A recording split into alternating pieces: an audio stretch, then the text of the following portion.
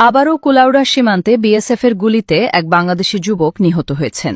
কুলাউড়া উপজেলার পৃথিমপাশা ইউনিয়নের বিপরীতে ভারতের অভ্যন্তরে মাগুরুলি এলাকায় ভারতীয় সীমান্তরক্ষী বাহিনীর বিএসএফের গুলিতে তারা মিয়া নামে ২০ বছরের বাংলাদেশি যুবক নিহত হয়েছেন। তিনি চোরা কারবারের সঙ্গে জড়িত ছিলেন বলে জানিয়েছে বিজিবি।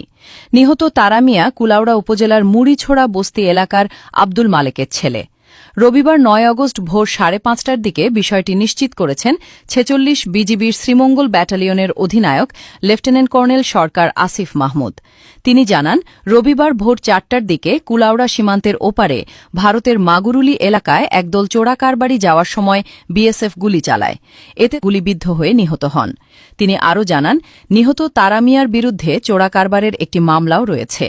ঘটনার বিষয়ে বিস্তারিত তথ্য জানতে সংশ্লিষ্ট কর্তৃপক্ষের সঙ্গে যোগাযোগ ও প্রয়োজনীয় তথ্য সংগ্রহের কাজ চলছে জানিয়েছে বিজিবি।